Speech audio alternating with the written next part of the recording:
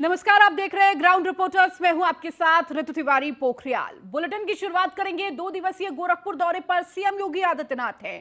कल बलिदान दिवस कार्यक्रम का आयोजन होगा, जिसमें दिग्विजयनाथ पार्क में होगा देश का सबसे बड़ा ड्रोन शो। तो ड्रोन शो में कई केंद्रीय मंत्री हिस्सा भी लेंगे।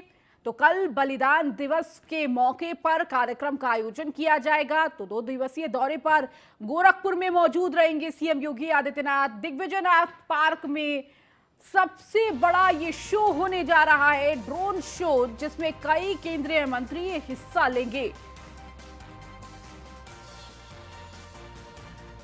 तो गोरखपुर में 2 दिवसीय दौरे पर सीएम योगी आदित्यनाथ है और इस दौरान कल बलिदान दिवस के मौके पर कई कार्यक्रमों में हिस्सा लेंगे। दिग्विजयनाथ पार्क में होगा देश का सबसे बड़ा ड्रोन शो और इस ड्रोन शो में कई केंद्रीय मंत्री हिस्सा लेते हुए नजर आएंगे।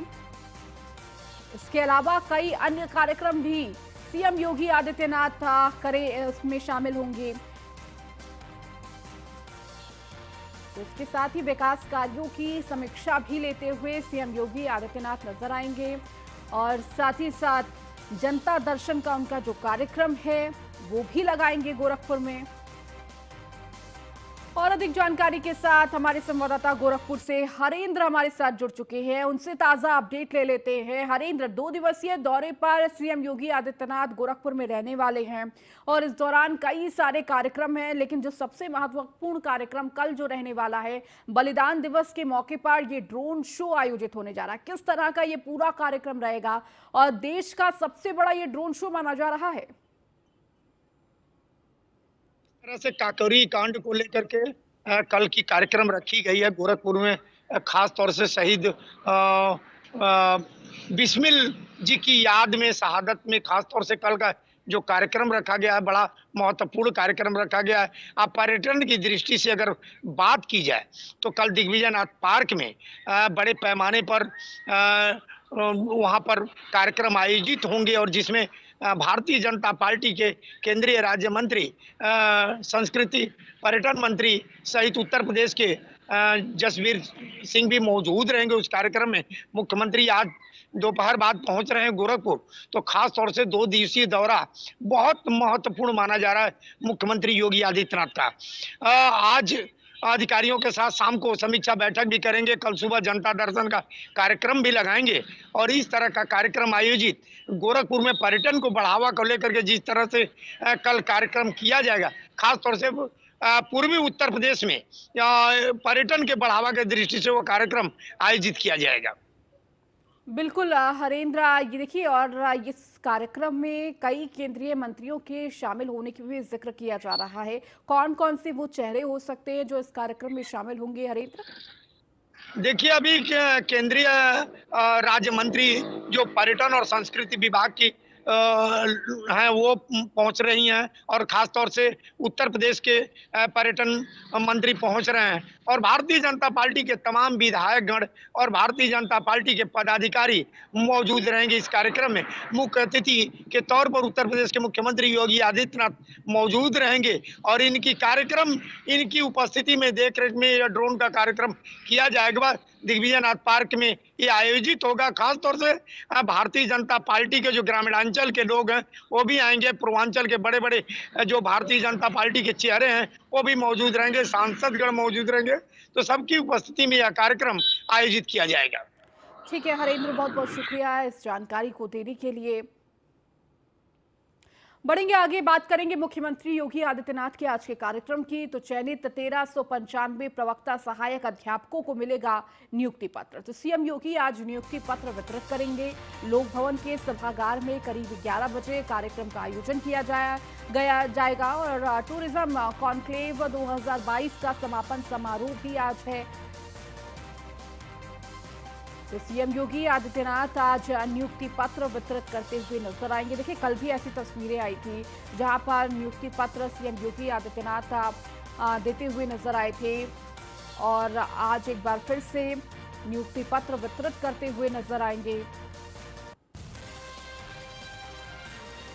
लोक भवन में ये पूरा कार्यक्रम आयोजित किया जा रहा है। तो चयनित 1395 प्रवक्ता सहायक अध्यापकों को ये नियुक्ति पत्र दिया जाएगा। तो मिशन रोजगार के तहत इस पूरे कार्यक्रम का आयोजन होगा। करीब 11 बजे लोक भवन में ये कार्यक्रम आयोजित किया जाएगा, जिसमें सीएम योगी आदित्यनाथ सम्मिलित होंगे और अपने हाथों से सभी 1395 प्रवक्ता अध्यापकों को ये नियुक्ति पत्र वितरित करेंगे।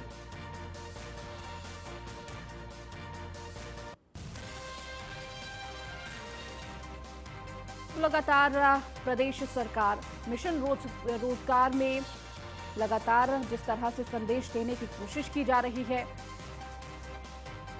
कि रोजगार को लेकर प्रदेश सरकार सजग है और इसी को देखते हुए ये मिशन रोजगार अभियान चलाया गया है और इसी के तहत इस कार्यक्रम का आयोजन किया गया है, जहां पर नियुक्ति पत्र वितरित करते हुए सीएम योगी आदित्यनाथ अपने हाथों से 1395 प्रवक्ता सहायक अध्यापकों को देंगे।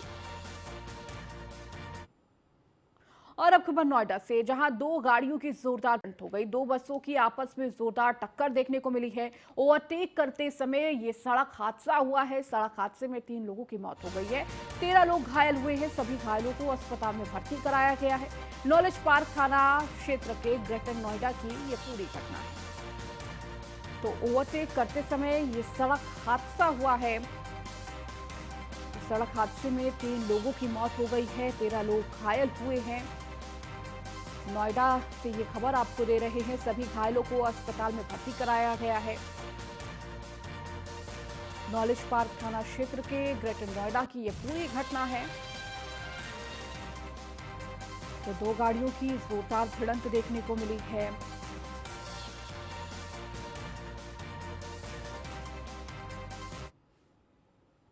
वहीं आज पूर्वोत्तर दौरे पर जाएंगे पीएम नरेंद्र मोदी। आज मेघालय और त्रिपुरा दौरे पर रहेंगे पीएम मोदी। अगरतला में विवेकानंद मैदान में रैली को संबोधित करेंगे।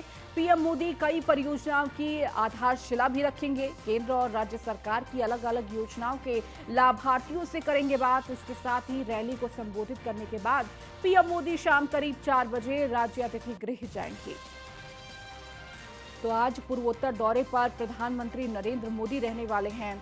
आज मेघालय और त्रिपुरा दौरे पर प्रधानमंत्री रहेंगे, जहां अगरतला में विवेकानंद मैदान में रैली को करेंगे संबोधित। इसके साथ ही साथ पीएम मोदी कई परियोजनाओं की आधारशिला भी रखेंगे। तो वहीं केंद्र और राज्य सरकार की अलग अलग योजनाओं के लाभार्थियों से बातचीत करेंगे, सीधा संवाद करेंगे। तो रैली को संबोधित करने के बाद पीएम मोदी करीब शाम 4 बजे अतिथि गृह भी जाएंगे।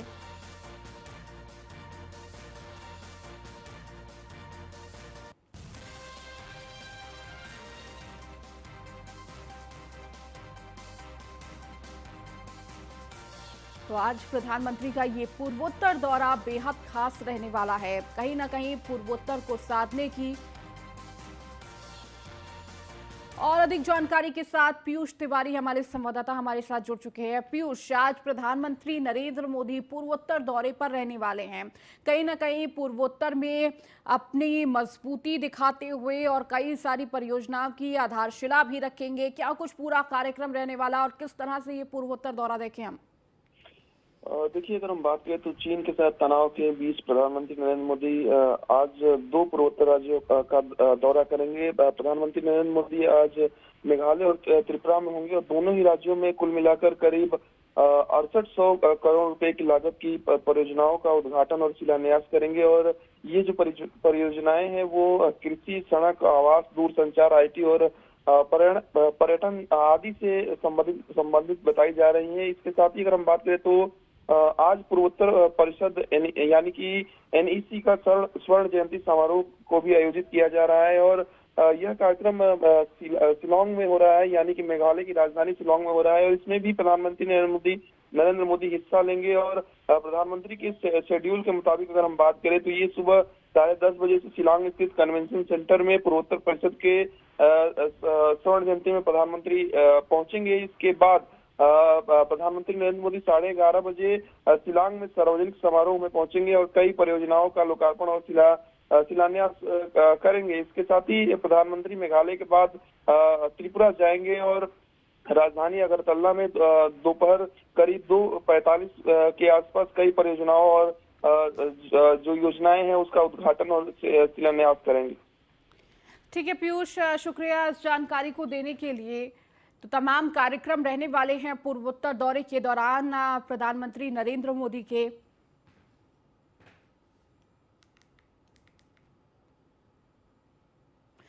वहीं लखनऊ में अल्पसंख्यक अधिकार दिवस पर कार्यक्रम आज है। गन्ना विकास संस्थान डालीबाग में कार्यक्रम है। आज सुबह 11 बजे कार्यक्रम का होगा आयोजन। मुख्तार अब्बास नकवी, दानिश आजाद अंसारी इस कार्यक्रम में मौजूद रहेंगे। तो अल्पसंख्यक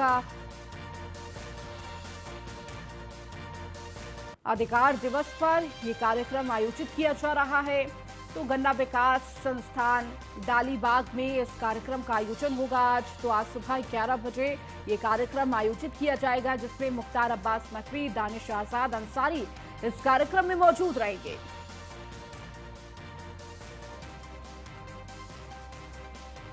अल्पसंख्यक अधिकार दिवस के मौके पर सुबह 11 बजे डालीबाग में इस कार्यक्रम का आयोजन होगा, जिसमें मुख्तार अब्बास नकवी, दानिश आजाद अंसारी मौजूद रहने वाले हैं।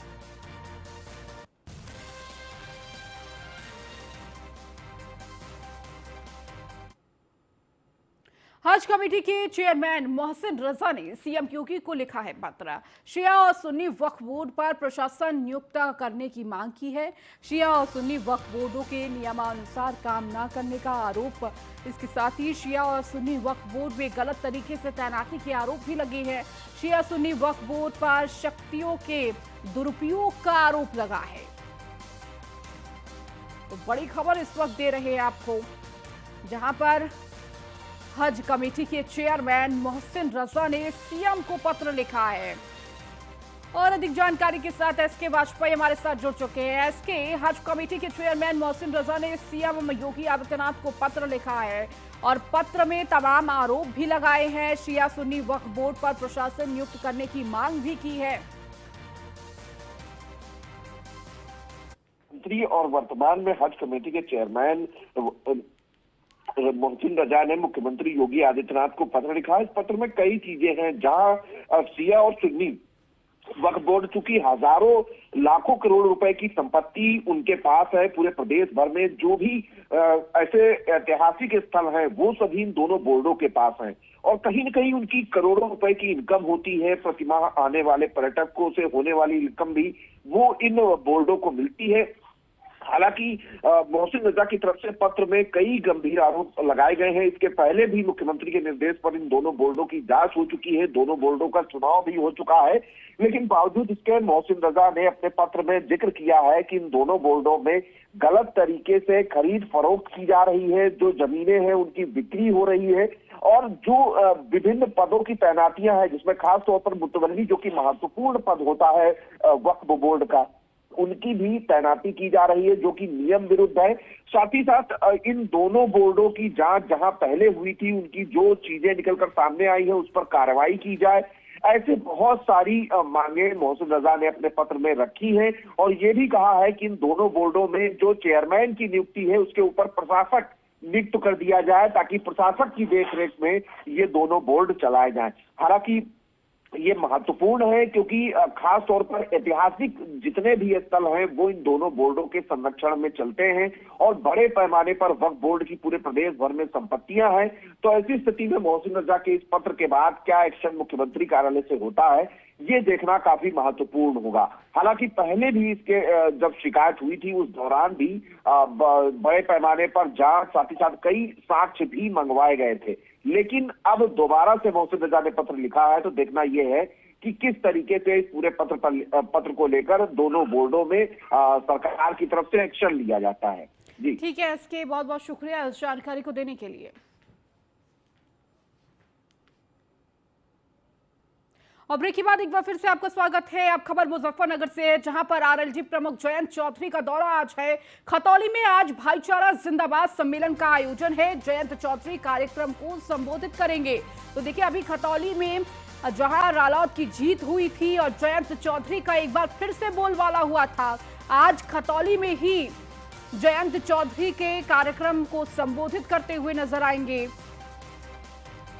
तो देखिए, जीत के बाद जयंत चौधरी पहुंचेंगे खतौली। आरएलडी प्रमुख जयंत चौधरी और अधिक जानकारी के साथ सचिन जौहरी हमारे साथ जुड़ चुके हैं। सचिन, देखिए खतौली में जीत के बाद एक बार फिर से जयंत चौधरी की हुंकार देखने को मिलेगी, क्या कुछ पूरा कार्यक्रम है उनका? खतौली में विधानसभा सीट पर उपचुनाव में बड़ी जीत रालोद और सपा ने दर्ज कराई है। उसके बाद वहां की जनता को धन्यवाद देने के लिए धन्यवाद सभा, जिसे भाईचारा सम्मेलन का नाम दिया गया है, वो आज बड़ी यहाँ पर आयोजित किया जा रहा है। बड़ी एक संख्या यहाँ पर रहने की उम्मीद है। उसको लेकर प्रशासन और रालोद के बीच में कुछ तनातनी भी हुई थी परमिशन को लेकर, लेकिन बाद में परमिशन दे दी गई है। आज ये 11 बजे जयंत चौधरी यहाँ पर आएंगे जी। इसके साथ ही साथ सचिन, इस पूरे कार्यक्रम को लेकर अभी क्या तैयारियां चल रही हैं? कितनी संख्या में लोग इकट्ठा होंगे? देखिए सम्मेलन को कहीं ना कहीं संबोधित करेंगे, भाईचारा जिंदाबाद का नाम दिया गया है, क्या कुछ इस पूरे कार्यक्रम में रहने वाला है? देखिए, इस सम्मेलन को लेकर रालोद के जो पदाधिकारी है कई दिन से तैयारियों में जुटे हुए थे। गांव-गांव में मीटिंग लगातार जारी थी, क्योंकि भारी संख्या में यहाँ पर लोग जुड़ेंगे और जो आसपास के जनपदों में रालोद के विधायक हैं, नेता हैं, सभी लोग यहाँ पर मौजूद रहेंगे। सपा के कई लोग यहाँ पर मौजूद रहेंगे और आजाद समाज पार्टी के जो अध्यक्ष हैं चंद्रशेखर आजाद, उनके भी आने की यहाँ पर उम्मीद लगाई जा रही है। तो एक बड़ी संख्या यहाँ इस सम्मेलन में मौजूद रहेगी जी। ठीक है, बहुत शुक्रिया सचिन इस जानकारी को देने के लिए। वहीं लखनऊ विश्वविद्यालय छात्रावास के छात्रों की रात में घूमने पर रोक लगा दी गई है। रात 10 बजे के बाद बाहर नहीं घूम सकेंगे छात्र और छात्राएं। रात 10 बजे के बाद छात्रावास से बाहर जाने पर अनुशासनात्मक कार्रवाई के निर्देश दिए गए हैं। तो रात 10 बजे के बाद बाहर नहीं घूम पाएंगे छात्र छात्राएं। तो इस तरह का निर्देश दिया गया है कि आप 10 बजे के बाद अपने छात्रावास से, अपने हॉस्टल से बाहर नहीं निकल सकते हैं। लखनऊ विश्वविद्यालय छात्रावास के छात्रों और छात्राओं पर रात में घूमने पर रोक लगा दी गई है। अगर ऐसी तस्वीर या ऐसी स्थिति बनती है, आप 10 बजे के बाद बाहर नजर आते हैं, तो अनुशासनात्मक कार्रवाई के निर्देश भी दिए गए हैं। तो ये नोटिस जारी हुआ है, वो नोटिस भी आपको दिखा रहे हैं। तो लखनऊ विश्वविद्यालय छात्रावास के छात्राओं के लिए, छात्रों के लिए ये नोटिस है।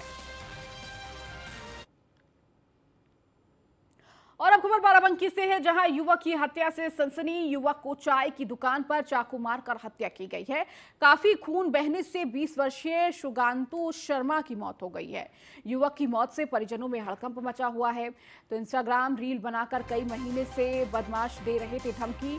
एसपी समेत पुलिस के आला अधिकारी मौके पर पहुंचे हुए हैं। तो काफी खून बहने से 20 वर्षीय ये शुगांतु शर्मा जिसकी मौत हो गई है। तो युवक की मौत से परिजनों में कोहराम मचा हुआ है। इंस्टाग्राम रील बनाकर कई महीनों से बदमाश धमकी दे रहे थे। तो शुगांतु शर्मा जिसकी मौत हो गई, तो युवक की हत्या से पूरे इलाके में सनसनी फैली हुई है। बाराबंकी का ये पूरा मामला है।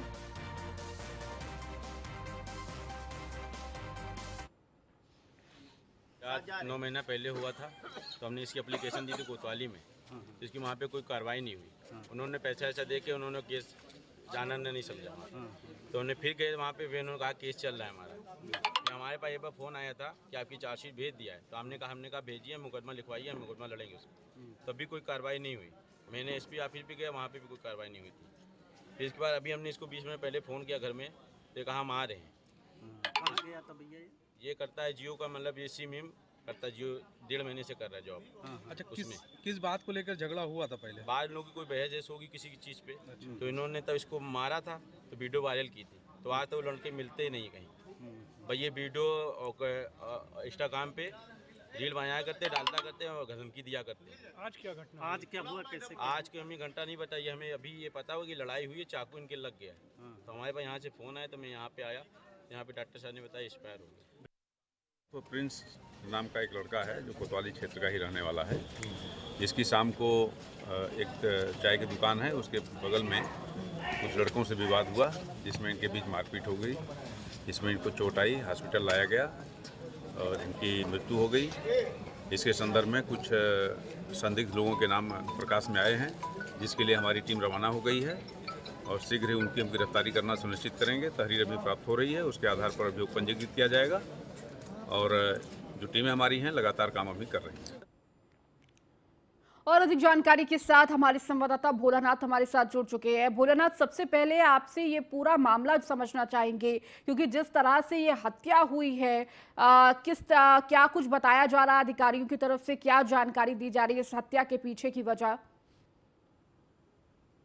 12 जहाँ पे इंस्टाग्राम वीडियो वायरल हुए थे, जिसके बाद लगातार एक युवक को धमकी मिली। वही धमकी के बाद बीच चौराहे पर युवक को दौड़ा कर चाकुओं से गोदा गया, जिसकी कुछ ही दूर पर मौत हो गई। हालांकि पुलिस मामले की जांच पड़ताल कर रही है। पुलिस का कहना है कि जल्द ही जो दोषी हैं उनको गिरफ्तार किया जाएगा। लेकिन इस हत्या से पूरे इलाके में सनसनी फैल गई कि जिस प्रकार से अज्ञात बदमाशों ने एक युवक की हत्या की, चाकुओं से गोद दिया, और वो युवक कुछ ही दूर पर गया था, अपनी जान बचा रहा था कि तभी रास्ते में उसने दम तोड़ दिया। हालांकि सूचना पर मौके पर पुलिस पहुंची, जिसके बाद पुलिस ने शव का पंचनामा कर पोस्टमार्टम के लिए भेज दिया। वही जांच पड़ताल में जुट गई है। पुलिस का दावा है कि जल्द ही जो दोषी हैं उनको गिरफ्तारी की जाएगी। भोलानाथ, आपसे ये भी समझना चाहेंगे कि किस तरह का ये वीडियो था जो वायरल होने के बाद लगातार बदमाश धमकी दे रहे थे। ये भी कहा जा रहा है कि जो रील थी उसके माध्यम से धमकी दी जा रही थी। क्या कुछ ये बातें सामने आ रही हैं? देखिए, इंस्टाग्राम पे कुछ वीडियो जो इंस्टाग्राम पे वायरल हो रहे थे, उसके बाद लगातार उसको कई महीनों से युवक को धमकी मिल रही थी, जिसके बाद देर शाम युवक की हत्या कर दी गई और युवक को अज्ञात बदमाशों ने बीच चौराहे पर दौड़ा के चाकू मारा। इतने चाकू मारे कि युवक की मौके पर ही मौत हो गई। हालांकि पुलिस अभी इसमें कुछ भी कहने से बच रही है। पुलिस का दावा है कि जल्द ही जो दोषी हैं उनके खिलाफ कार्रवाई की जाएगी। सभी दोषियों को कड़ी से कड़ी सजा दी जाएगी, कार्रवाई की जाएगी। तो पुलिस मामले की जांच पड़ताल में जुटी है। पुलिस अधीक्षक का कहना है कि संपूर्ण मामले में 3 टीमें गठित की गई है, जिसमें जल्द ही खुलासा किया जाएगा। ठीक है भोलानाथ, बहुत बहुत शुक्रिया इस जानकारी को देने के लिए। चलिए, इस बुलेटिन में फिलहाल इतना ही। बने रहिए न्यूज़ 1 इंडिया के साथ।